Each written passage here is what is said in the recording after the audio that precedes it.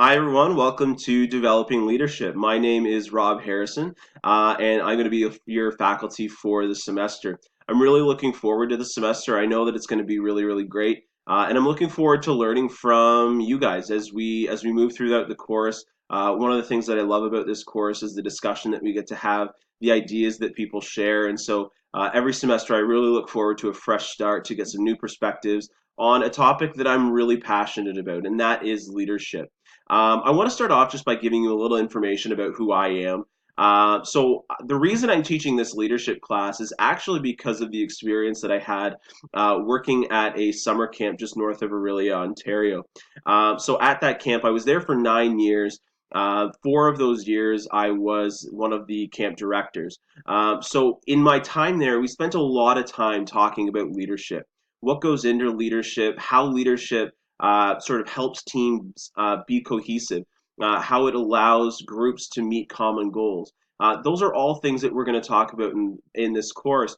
But in my time at camp, those things really resonated with me. And they're things that I took away that have not only helped me in my personal life, but have also helped me a lot in my professional life. And so the goal of this course really is to share a lot of that information, to share a lot of that theory so that hopefully you can go into your own workplace or into your own personal life and sort of use those skills to be better, just to do better things, to be a better person, and to be more successful in your future. So I'm really looking forward to talking about these things. Again, the things that we talk about in the course are a lot of theory. Theory is only one part of leadership. Doing those things in practice, actually doing them in the real world, is the other half. And so hopefully this gives you that first step, and in the future, or even sort of, week to week, you can start to implement some of the things that we talk about.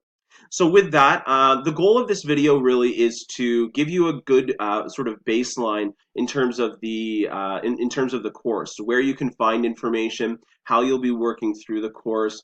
There's a lot of information to go through, so please make sure you watch the video in full, and also take some time afterwards to go back in and just go through things with a more fine-tooth comb to make sure that nothing's missed.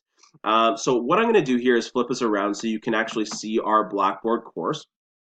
So we are working with the student view here. So this is exactly what you should see when you enter the course. So obviously the first page here, many of you having taken courses here at the college before will know that this is the announcements page. So this is a really important page for our course because this is where this is my main means of communication with the entire class. You'll notice I have one announcement here already.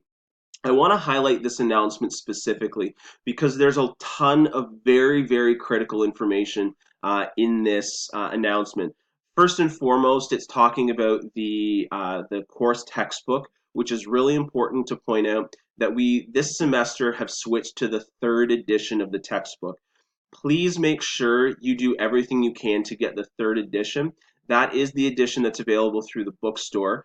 And just below here, you'll see that I've also included a link to the publisher website where you can purchase the ebook if that's something that you're interested in. It is a little bit cheaper. There are some page differences, but it is super helpful. It is searchable, so that might be something that you consider as you think about your textbook. Another thing that's in here is just talking about the weekly structure of the course. So each week of the course will run from Monday to Sunday. So that's just something to keep in mind. You can read about read about that in a little bit more detail in the announcement. One really important thing I want to highlight in this announcement is just the nature of online learning. Online learning does not mean easier learning. It does not mean faster learning. This is something that a lot of students have misconceptions about.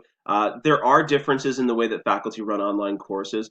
For this course, however, you will have access to 2 weeks of content at a time. So if you had the intention of coming in and doing 14 weeks of content in a week, that's not happening. That's not possible. If that was your intention and that's not what you're going to get, you might consider taking the course or not. The other thing is, it doesn't mean online learning doesn't mean less work. You're going to be expected to do about, at a minimum, 3 hours of work a week, just like you would in an online class. So this doesn't make it easier to learn. It does make it more flexible, though. So instead of spending those 3 hours in class, you have a choice about when you spend those 3 hours working on the course content. With that said, there may be works where you're doing less than 3 hours of work. In all honesty, there will likely also be weeks where you're doing more than 3 hours.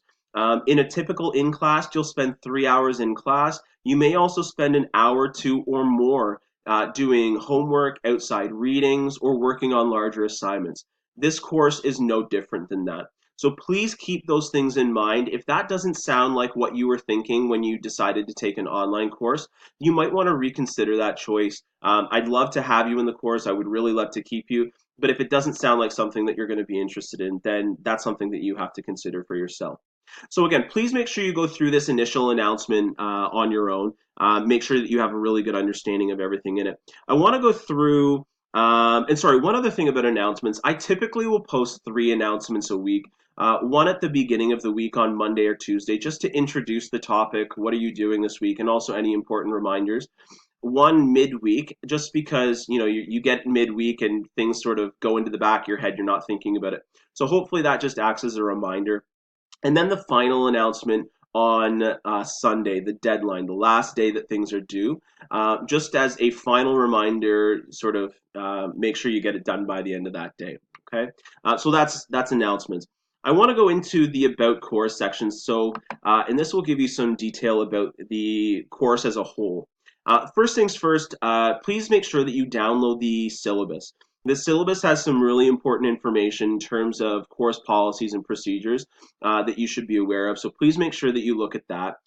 It is available to download as a Word document. The next thing I want to talk about here is the weekly course schedule. So the weekly course schedule is separated from the syllabus. So I've included it in a chart in Blackboard. Hopefully that's a little bit easier. But I've also attached it as a PD, or pardon me, as a Word document. So if you would like to go in and download that, you're more than welcome to do so. So essentially, the course schedule is fairly simple. It outlines the topic for each week. There is a textbook reading for most weeks in the course. And then it also outlines things that are due, so assessments and evaluations. So you'll see weekly assessments, the leadership autobiography, so on and so on.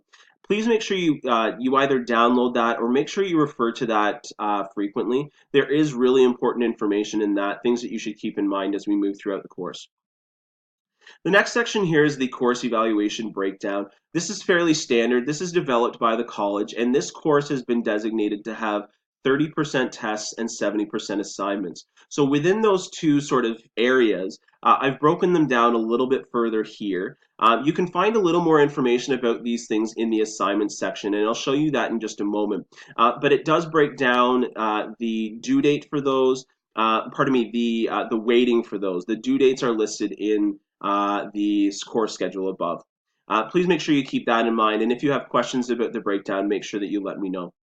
The next thing here is the course outline. This again is a fairly standard document, but please make sure you print that off and keep that. If you ever decide to transfer colleges, this is a really important document to have in terms of transferring credits, so please keep that in mind. The syllabus addendum, although not super relevant to what we're doing in an online course, it is really important. It does have some important information on emergency evacuations, lockdowns, and unscheduled campus closures, which hopefully are not an issue in the summer months. The next section here is related to the textbook. So again, like I said earlier, we have switched to the 3rd edition of the text. Please make sure that you purchase that textbook.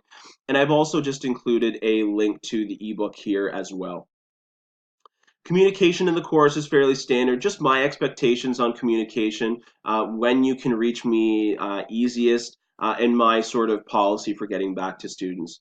The last part here is responsibility checklist. So I have responsibilities to you and you have responsibilities to me. They're fairly straightforward, fairly standard, but I'd invite you to go through and read those on your own. So that is the About Course section. The next section I want to talk about here is faculty information. This is just a little bio on me. I've given you a little bit of this information already, but I invite you to go through that if you're interested. My office location, even though we're in an online class, I still am totally available to meet with students if necessary. So my office is located in B228, which is the Communications and General Education office. If you would like to meet, I'm happy to do so. Just send an email to me and we can take time to set up an appointment that works for both of us. And on that, below here, I have just included my weekly class schedule for the summer semester. So I am on campus 2 days a week. If you would like to meet, I'd prefer those days, but I am available to meet other days if you'd like. The last section I want to talk about here is the assignments section, and I'll just touch on a couple other things quickly.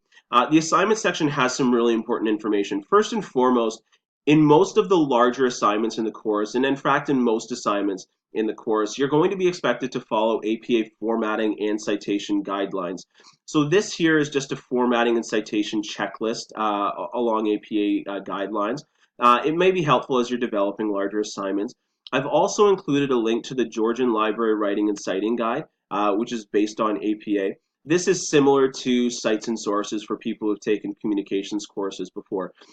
Please make sure you understand APA, and again, if you don't know how to cite something or you're not sure about formatting, please make sure you let me know.